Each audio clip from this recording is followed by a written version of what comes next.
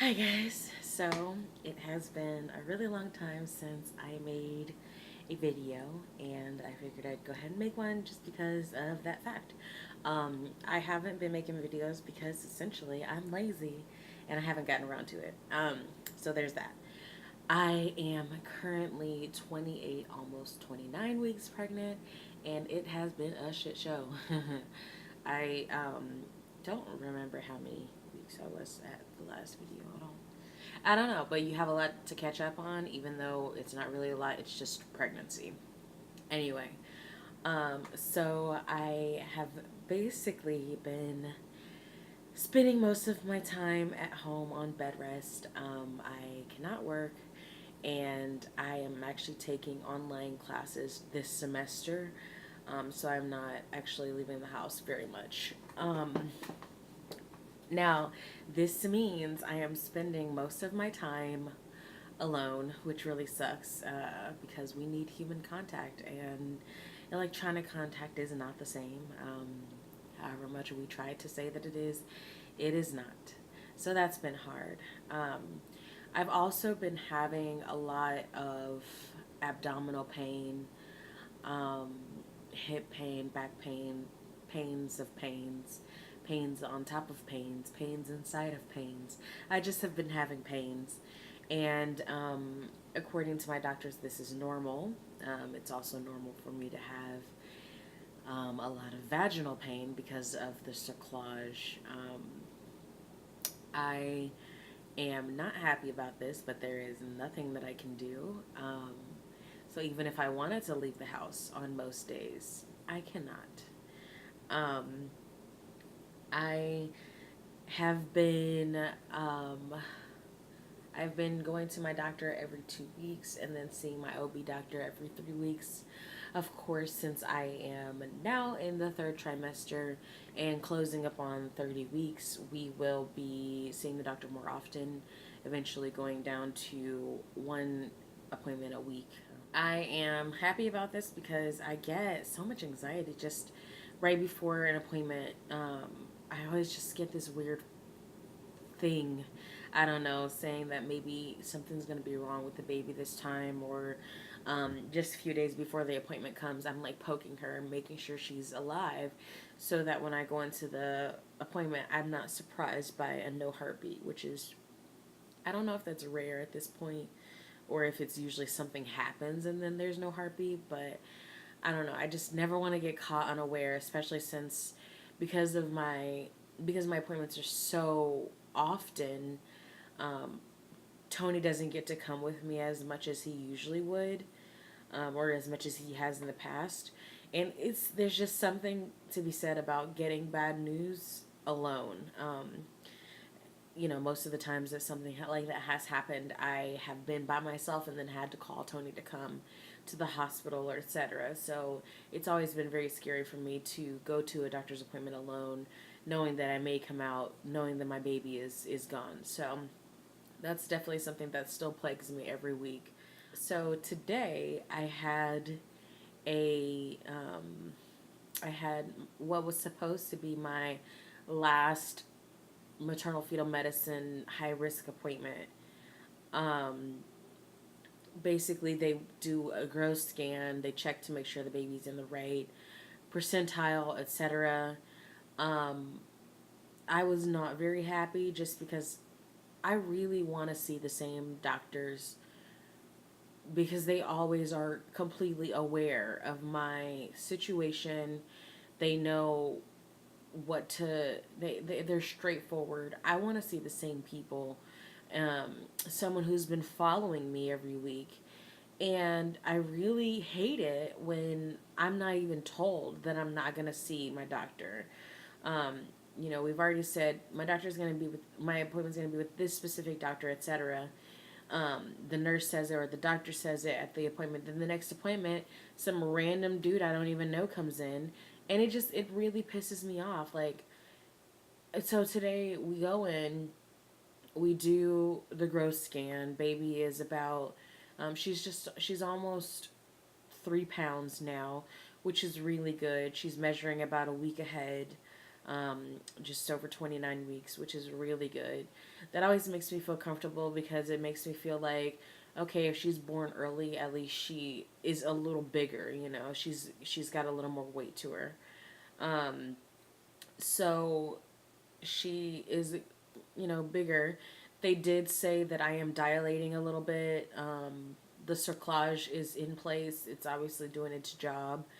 Who knows when I would have delivered without it, but um, my cervix is dilated.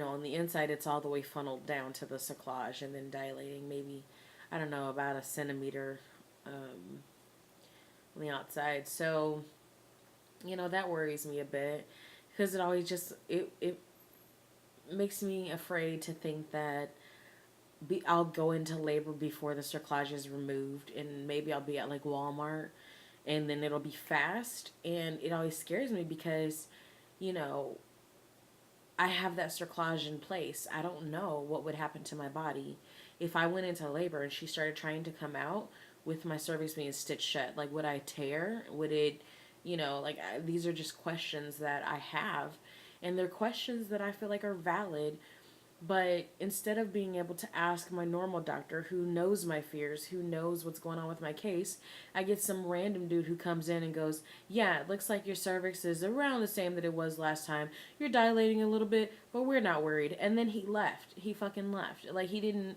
he barely even wanted me to ask questions. And I'm like, this is why I want to see the same doctor. I don't know who you are. You come in, you want to shake my hand, and then you want to say one sentence to me and leave. My pregnancy isn't important to you. You don't know who I am. You haven't been following me. You don't. I don't know. I don't know if he looked at my history, but you don't know what's going on. So you coming in and just being like, "Oh yeah, you're fine," like, and not allowing me to ask questions, despite telling me that there's new news, like, that doesn't make sense. So yes, I am teed off. I'm not very happy. Um, and I had just messaged Tony and told him I felt kind of nervous. I always feel nervous when she doesn't move as much. Um, but, she always seems to move for him. It's like when you try to show someone something that's crazy and then it doesn't happen when they're around. That's essentially what's going on. I try to show him, "Oh, the baby hasn't moved for 12 hours. I'm so worried," crying. And he comes in and he's just like, "Baby, what's wrong?" And then she's like, "Ah," starts punching and kicking. And I'm like, "Thanks, Naomi, for making me look like a crazy person." Um, so yeah, I had already messaged him and told him that I was nervous. And then I come into the appointment and the doctor barely even looks at me. And then this was supposed to be officially my last maternal fetal medicine appointment. We did a growth scan. If baby looked okay, I would just be seeing my OB doctor because they're really, they're not checking my cervix or anything. There really wouldn't be a point of me continuing. This is what my other doctor told me. Since I would then be seeing my normal doctor every 2 weeks. It's like, crazy appointments for no reason. And so I was very calm with this. Everything is fine, baby is healthy. And then this guy's like, "Oh yeah, we're just going to see you back in 4 weeks to make sure everything." And I'm like, "What the hell what are you talking about? I don't know. I don't want to see that man ever again." And then I come out and I'm talking to the woman who schedules the appointments, and she tells me that my normal doctor isn't really at the location anymore. And I was like, "Well, no one told me that. I might have had a different outlook going into my appointments if I had known that you would just randomly decide not to give me my doctor anymore. The one who's been with me since I had surgery. It doesn't make sense." So, I'm just annoyed. I really am. So tomorrow I have another doctor's appointment, which it was the whole point of this situation. As well as I'm doing the 1 hour glucose test. Now that tells you, if you fail it, it tells you that you have gestational diabetes. I am hoping that that is not the case. However, I have been eating loads and loads of whipped buttercream, icing, vanilla. This is not, It's not a sponsored video. I just love this. I've eaten so many of these in the last few weeks. So, that's crazy. But yeah, it just tells you that. And I don't think that I do because I'm pretty sure there are like all kinds of symptoms and stuff. And outside, outside of like normal pains and stuff that I've been having related to my cerclage, I have been feeling fine. So we're just hoping that that comes out okay. But despite everything, the baby is looking great. She's looking fantastic. And it makes me want to cry a bit on the inside just because I just, I, it's because I'm finally coming to the realization that I'm going to have a baby and then she's going to be, mine and I'll get to take her home. Um, that has been a scary thing. And now it's like, it's finally coming true. So I have a few more videos that I want to share with you guys. One is going to be, you guys can't see it, I don't think, but one's going to be about our nursery area. We have a loft, so we have a second bedroom, but it is up the stairs. I feel like I would die trying to run up and down the stairs. And we're only going to be in this apartment for about 3 months after the baby is born. So we just went ahead and set up our stuff down here in our living room area, and there are boxes everywhere because I have been unpacking all this crap. All of this stuff came in boxes. Um, and so I plan to show you guys a little video on that. Um, Also, I wanted to do a video just talking about the steroid shots that I got at 24 weeks to help the baby's lungs, because I know that some women who are high risk or have chance of preeclampsia or maybe PPROM as well have to take those shots as well. So I wanted to do that in a video all on its own, just for those who want to specifically see that. I am still writing my book. I changed the title. Is going to be called For the Love of Rainbows. And I'm essentially chronicling my experience with, miscarriages, my experience with infant loss with Iris Gianna, my experience just with this pregnancy and how they all tie together, and how, if and only if I have my rainbow baby, if Naomi comes out healthy and happy, how I feel about that versus, when I gave birth before, and, how I felt when she actually came out, etc. And so I just want to share that with you guys because I feel like when I had those experiences, I looked and I looked and I looked for books that would, kind of talk about those topics and hear it from an actual angel mom and not some doctor who's just telling me the stats.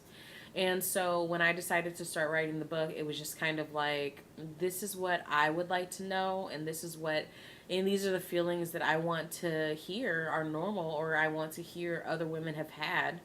And, I'm just basically writing it myself because that's what we do as writers. We find things that we want to read and we write them, apparently. So I will be talking more about that in the future, and I am hoping that as soon as this baby comes out, that book goes to beta readers and editors, and I'll be able to publish it by the summer. So that is a great timeline. All right, guys, it has been a long time since I said this, but today we are pregnant, and today we're progressing.